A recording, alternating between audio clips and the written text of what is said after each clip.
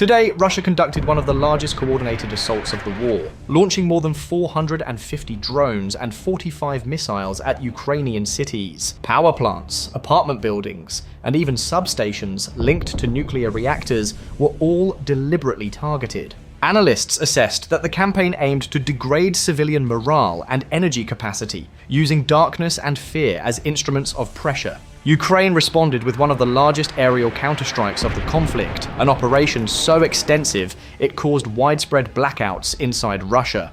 Entire regions lost electricity, leaving tens of thousands of Russians without heat or light. Many began to question the human cost of a war initiated by their own government. In cities far from the front lines, residents expressed growing unease over the direction their country had taken. Analysts began calling it the Blackout War. That night became one of the most terrifying for civilians across Ukraine. Air raid sirens sounded for hours as Russian missiles and drones struck 25 different locations across the country. Major cities, Kyiv, Kharkiv, and Dnipro, went dark within minutes. Russia's target was not just infrastructure, but morale, seeking to make civilian life unlivable as winter approached. According to Ukraine's foreign minister, the attack revealed something even more dangerous. Russia had not only struck power grids, it had targeted two substations supplying electricity to the Rivne and Khmelnytsky nuclear plants in western Ukraine. Officials argued that the distance from active fronts made misidentification unlikely. These, they said, were deliberate attempts to pressure Ukraine through the threat of a nuclear disaster. Instead of folding, Ukraine retaliated. Within hours, Russian citizens were hearing air raid alarms of their own. Ukraine launched one of its largest aerial counterstrikes of the war, using a mix of drones and missiles, some reaching as far as Moscow. The strikes signaled that attacks on Ukrainian cities would be met with responses inside Russia. The effect was immediate. Chaos spread across multiple regions. Entire neighborhoods lost electricity. And by the next afternoon, many towns remained in darkness. The first major Russian city to be hit was Voronezh, where a Ukrainian drone destroyed the main thermal power plant.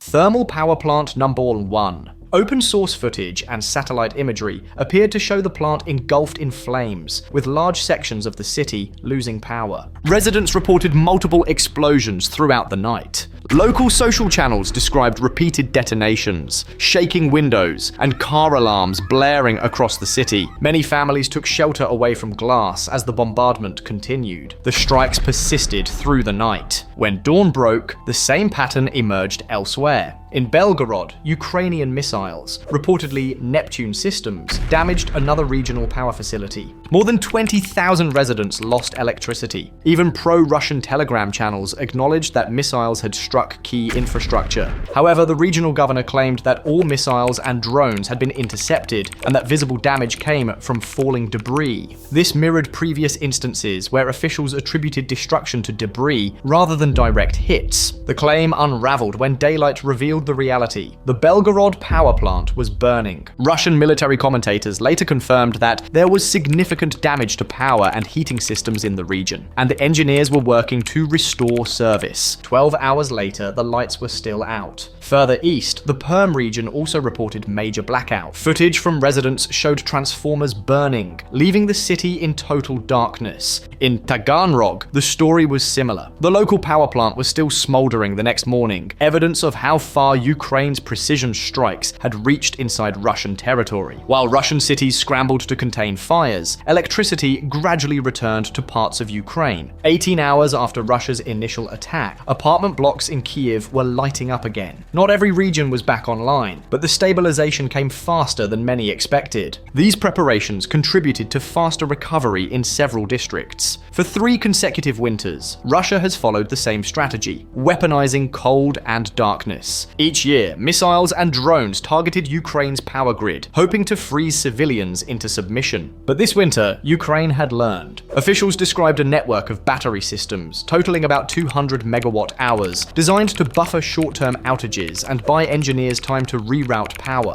The capacity was enough to temporarily power roughly 600,000 homes, equivalent to a city the size of Washington, D.C. Though the backup lasted only a few hours, it often prevented total collapse. This adaptation exposed the difference between the two systems. Ukrainian engineers restored power within hours, while Russia's older centralized grid took days or even weeks to repair. Each new Ukrainian strike underscored that vulnerability. As Russia's infrastructure came under strain, its attacks on civilians intensified. Strikes on apartment buildings and residential districts continued, including an incident in Dnipro just days earlier when a high-rise was hit. The explosion destroyed the upper floors and trapped dozens beneath the rubble. Rescue workers spent hours digging survivors out. For Ukrainians, scenes like this have become tragically familiar. For Russians, watching similar suffering unfold at home has made the conflict increasingly difficult to justify. On a state-approved talk show, a panelist invoked historical resistance narratives to criticize punitive proposals for minors, prompting immediate on-air rebuttal. The exchange highlighted growing discomfort within Russia's own media environment. Strategically, analysts framed the exchanges as an escalation into the energy domain, a contest of endurance between two national grids. Ukraine's drones and missiles, increasingly equipped with Western components, have grown more precise and numerous. Russia, forced to defend vast stretches of territory, is spending billions on air defenses once considered unnecessary. For the Kremlin, the optics are severe. Each blackout undermines the image of control and invincibility that leadership has sought to project. The same strategy once used to torment Ukraine is now exposing Russia's internal fragility. International observers argue that Ukraine's success in defending and retaliating strengthens its case for continued Western aid. Commentators also note that these developments could complicate regional relationships, particularly for Russia's partners, whose technology now appears to be fueling instability inside Russian territory. The humanitarian toll, meanwhile, continues to rise. Each new strike increases the risk of escalation or miscalculation, a drone drifting off course, a missile striking unintended targets. The line between battlefield and civilian life has nearly vanished. Putin's Blackout campaign was designed to break Ukraine's resolve.